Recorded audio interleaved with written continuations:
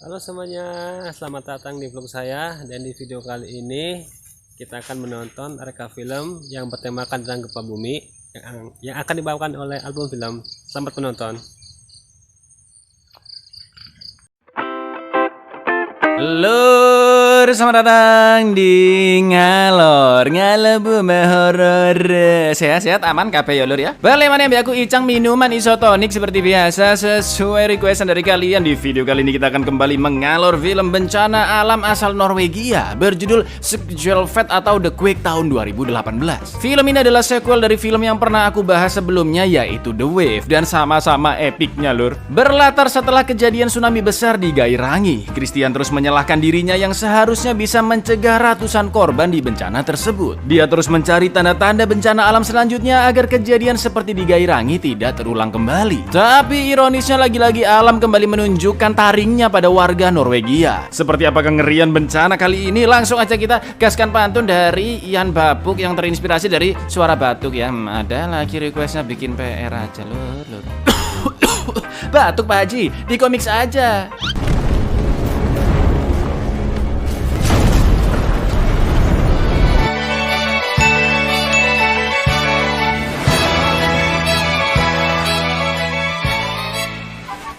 Satu tahun telah berlalu sejak bencana longsor Gunung Åkneset di Gairangi, Norwegia yang menyebabkan gelombang tsunami setinggi 80 meter dan memakan 248 korban jiwa. Meskipun insiden tersebut datang secara tiba-tiba tanpa gejala yang jelas, salah satu pakar geologi Gairangi yaitu Christian sempat mengendus tanda-tanda bencana tersebut. Tapi sayangnya pada waktu itu rekan-rekan geolog lainnya tidak menggubris Christian sampai akhirnya bencana pun terjadi dan meluluh lantakan Gairangi beserta mayoritas penduduk di sana. Di samping itu semua, bencana tersebut pastinya akan menelan lebih banyak korban jika tidak ditemukan lebih awal oleh Christian. Hingga akhirnya dia disebut-sebut sebagai seorang pahlawan. Sampai suatu ketika Christian dipanggil ke sebuah talk show bersama kepala peneliti Balai Penelitian Norsar, yaitu Johannes Landberg, untuk mengungkapkan pendapatnya tentang bencana tersebut. Dan inilah gempa. Ta han vel imot geolog Christian Eikjord. Mange av de som var, kan takke én mann.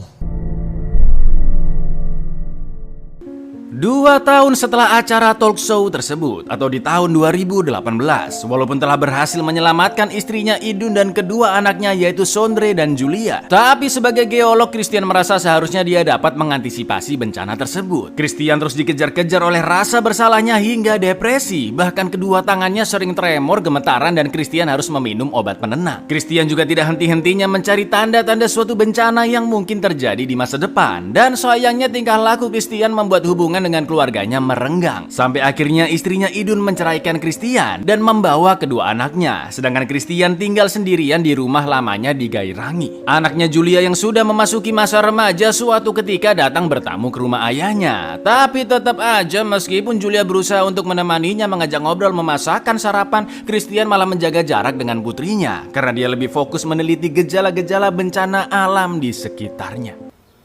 Jeg tror det er best at du drar.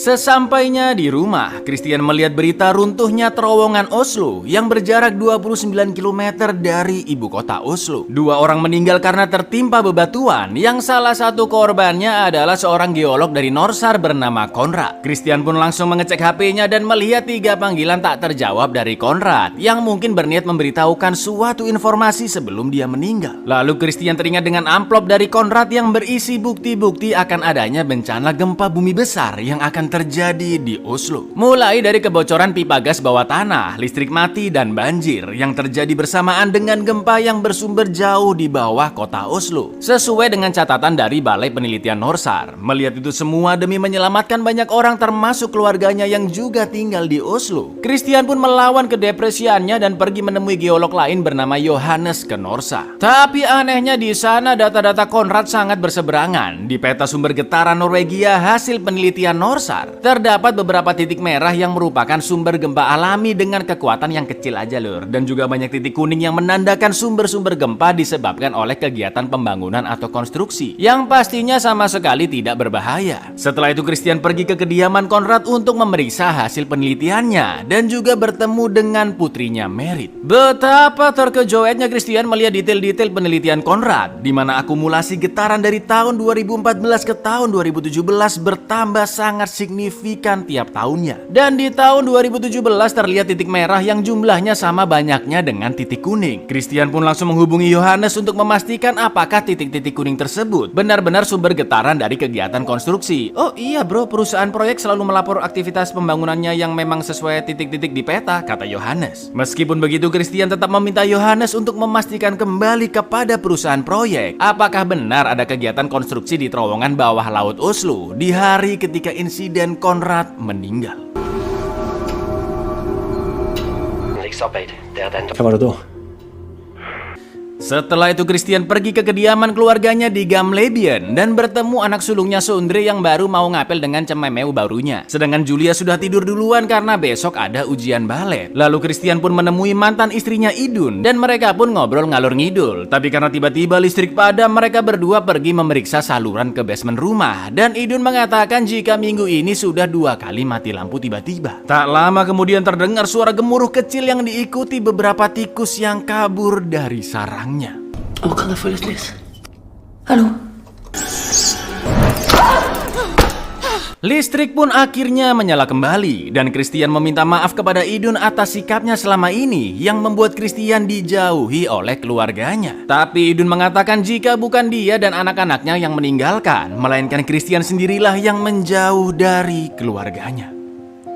Keesokan harinya bukannya pergi mensupport Julia di ujian baletnya, Christian malah balik lagi ke rumah Conrad untuk melihat berkas-berkas penelitiannya. Dia meminta bantuan Merit pergi bersamanya memeriksa TKP di terowongan Oslo untuk mengetahui apa yang sebenarnya terjadi saat insiden meninggalnya Conrad. Sesampainya di sana terlihat runtuhan bebatuan dari atas yang menutupi terowongan. Mereka pun masuk ke pintu maintenance di dekat reruntuhan dan menemukan sebuah tangga, kotak yang mirip kandang tikus, dan juga sampel bebatuan terowongan Oslo yang belum sempat diambil oleh Conrad, yang ternyata sangat-sangat rapuh. Ketika Christian OTW pulang bersama Merit, Idun pun meneleponnya dan bertanya apakah Christian jadi datang ke ujian balet Julia. Tapi tiba-tiba perlahan-lahan lampu di kota mulai padam diikuti oleh gempa dan gedung opera yang terlihat mulai runtuh. Para pengunjung pun berhamburan keluar, tapi Idun langsung masuk ke dalam gedung untuk mencari anaknya Julia.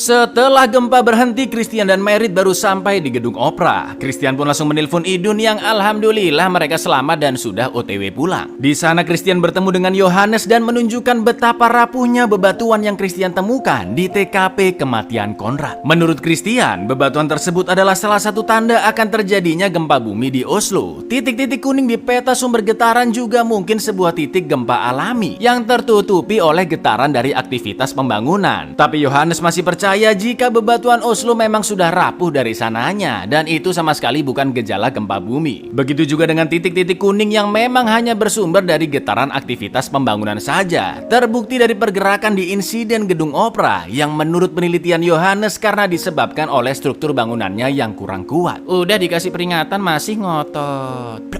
Hele Bjørvika er bygd på marinleir, og det er jo som gelé i en barnebuss opp til operaen selv og en sånn sammen. Så kan ikke du bare være så snill å gå nå?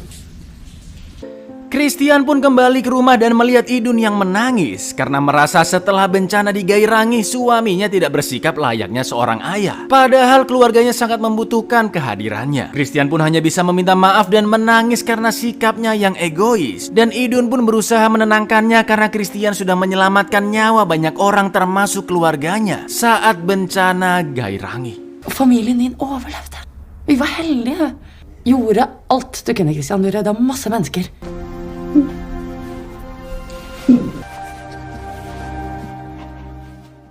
Di Balai Penelitian Norsar, Johannes yang memikirkan perkataan Christian mulai memeriksa urutan kejadian insiden gedung opera yang ternyata kejadian mati listrik dan juga runtuhnya bangunan memang diakibatkan oleh pergerakan dari bawah gedung.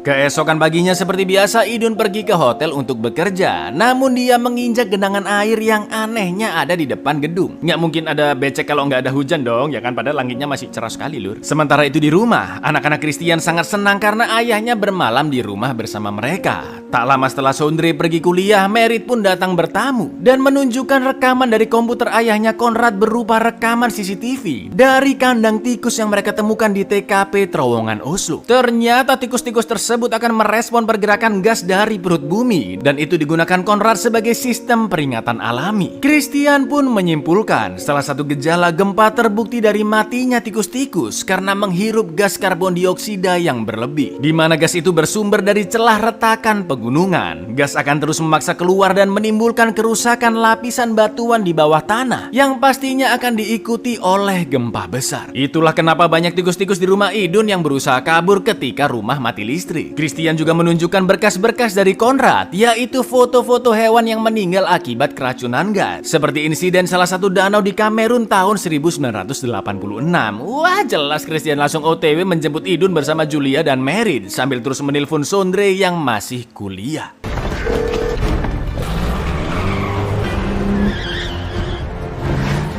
Karena Sondre ditelepon, di SMS, di DM, di WA nggak direspon-respon. Dengan nekatnya Christian pun menelpon layanan darurat dan mengaku telah meletakkan 4 bom di kampus Sondre yang akan meledak 10 menit lagi. Sudah jelas tak lama kemudian alarm pun berbunyi, tapi bukannya kabur, Pak dosen menganggap itu hanyalah kesalahan sistem dan lanjut ngajar lagi. Di lain tempat, Christian akhirnya sampai di hotel dan buru-buru naik ke atas untuk menyelamatkan Idun. Mana jauh banget lagi di lantai 34 ya kan? Karena khawatir dengan kondisi ibunya, Julia yang disuruh nunggu di mobil pun diam-diam ikut naik ke atas dan Merit yang sempat melihatnya langsung mengejar melalui tangga darurat.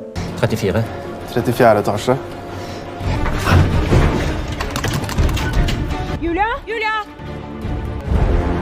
Di dalam lift, Christian menelpon Johannes dan memintanya untuk segera menyalakan alarm bencana, lalu menghubungi setiap lembaga yang berwenang demi mengantisipasi bencana. Tapi sepertinya semua itu sudah terlambat karena muncul banyak notifikasi titik gempa di Balai Penelitian Norsar.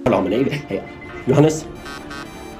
Begitu bertemu dengan Idun di lantai 34, Christian langsung memperingatkan jika gempa besar akan terjadi sebentar lagi. Karena tidak ada pemberitahuan dari pemerintah, Idun pun menganggap Christian masih depresi. Tapi Christian gak peduli, dia membawa Idun masuk ke lift dan menyalakan alarm kebakaran agar pengunjung segera pergi dari hotel. Tepat ketika pintu lift menutup, Christian melihat Julia yang baru sampai dari lift seberang. Tak lama kemudian listrik pun mati dan menjebak mereka berdua di dalam lift. Sedangkan Merit baru sampai di lantai 34 melalui tangga darurat. Sampai akhirnya kejadian yang sangat ditakutkan oleh Christian pun terjadi. Bencana gempa bumi yang berasal dari tekanan gas membuat kota Oslo luluh lantak seketika.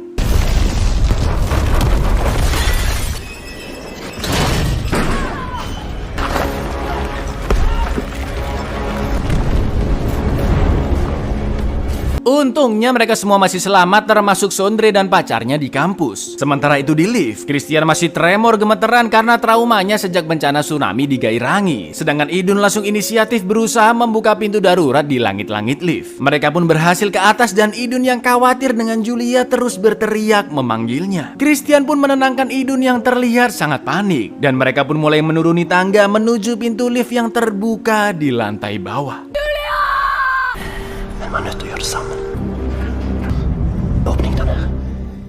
Sementara itu di lantai 34, Julia dan Merit berhasil menyelamatkan rekan kerja Idun yang tertimpa puing. Tapi tiba-tiba gedung kantor di sebelah rubuh ke arah hotel dan menabrak sisi bawahnya, hingga lantai tempat Julia dan Merit berada perlahan-lahan mulai miring dan terjatuh. Ngeri sumpah, krik.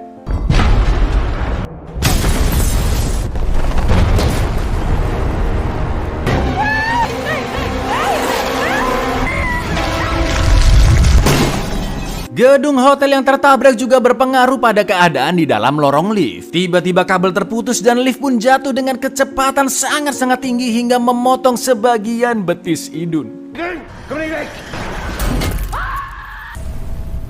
Beweeg deg. Untungnya pintu lift yang terbuka sudah nggak jauh dari sana. Perlahan-lahan Idun turun dibantu oleh Christian sambil menahan nyeri di kakinya yang sangat luar biasa tentunya. Sesampainya depan pintu lift yang terbuka, Christian berayun lebih dulu menggunakan kabel lift untuk membuka pintunya agar sedikit lebih lebar dan dia berhasil keluar. Lalu ketika giliran Idun dengan sisa-sisa kekuatannya, dia pun meraih kabel lift yang dilempar oleh Christian dan mulai berayun ke arah pintu. Tapi lift yang dari tadi sudah gredek-gredek sedikit terjatuh ke bawah yang membuat posisi Idun terlalu jauh untuk diraih oleh tangan Christian. Dan Idun pun memaksakan dirinya untuk memanjat kabel sampai akhirnya. Klatrer litt opp på riktig kant, og så ta i deg. Jeg elsker deg så. Du er så. Tragis banget, sumpah, dikit lagi padahal lur. Christian pun hanya bisa terdiam melihat kematian Idun di depan matanya sendiri. Tapi Christian kembali bangkit menuju ke lantai 34 karena teringat putrinya yang masih ada di sana. Terlihat banyak orang yang terluka di sepanjang tangga darurat. Dan untungnya ketika sampai di lantai 34, Julia dan Merit masih selamat. Christian pun langsung mendatangi mereka yang bersembunyi di meja bar. Lalu Julia bertanya di mana ibunya berada. Namun Christian hanya bisa terdiam.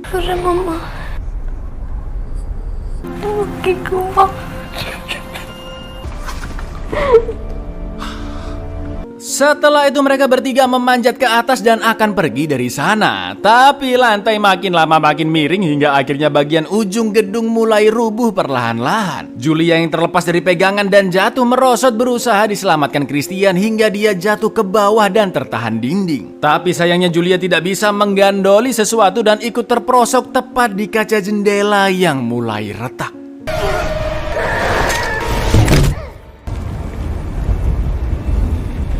Christian pun meminta putrinya untuk tidak bergerak sama sekali dan dia mendatangi Julia dengan berjalan di atas besi jendela yang tentunya sangat rapuh. Itu kalau kakinya kesembelih dikit aja, udah. Dan tiba-tiba puing-puing pun berjatuhan tepat ke kaca Julia berpijak. Merit pun langsung turun menggunakan kabel-kabel yang berseliweran untuk membantu Julia. Dia duduk di atas besi jendela dan akan menangkap tangan kanan Julia ketika diayunkan oleh Christian. Sampai akhirnya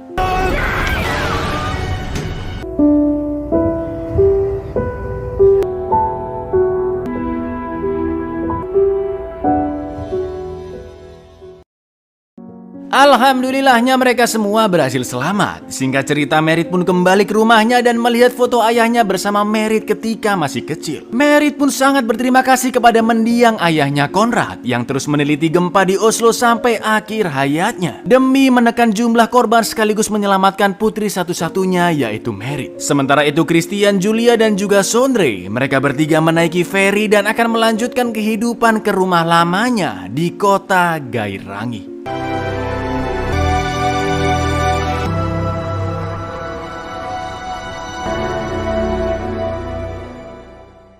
Aktivitas gempa bumi di Norwegia merupakan yang terbesar di pegunungan Alpen Eropa Utara. Karena guncangan sering terjadi, para peneliti pun yakin cepat atau lambat gempa bumi besar akan menyerang Norwegia. Namun tidak ada yang tahu pasti kapan bencana itu akan terjadi.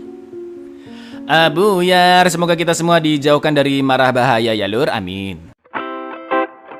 Seperti film sebelumnya yang sudah pernah tak bahas yaitu The Wave, Skjelvet atau The Quake kembali memperlihatkan betapa mengerikannya bencana alam yang datang secara tiba-tiba. Sumpah scene yang akhir-akhir pas Julia jatuh di kaca itu beneran bikin merinding sih lur. Panik dikit aja langsung terjun bebas ya kan. Di samping itu film ini juga lebih menunjukkan kerapuhan Christian sebagai seorang geolog yang merasa gagal menyelamatkan banyak orang. Juga masalah keluarga yang muncul akibat depresinya. Tapi yang aku senang dari Christian ini lur, meskipun dia lebih fokus mengulik gejala-gejala bencana alam dan acuh pada keluarganya, semata-mata itu semua karena Christian ingin menyelamatkan banyak orang, termasuk keluarganya sendiri. Ayo semuanya bersama-sama, yuk. Harta yang mahal adalah.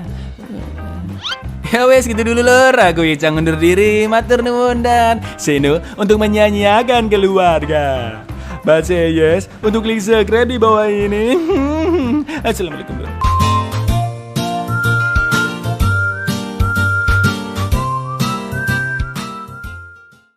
Nah, gimana videonya? Seru kan? Masih banyak reka film yang lainnya. Tunggu aja ya. Sampai jumpa.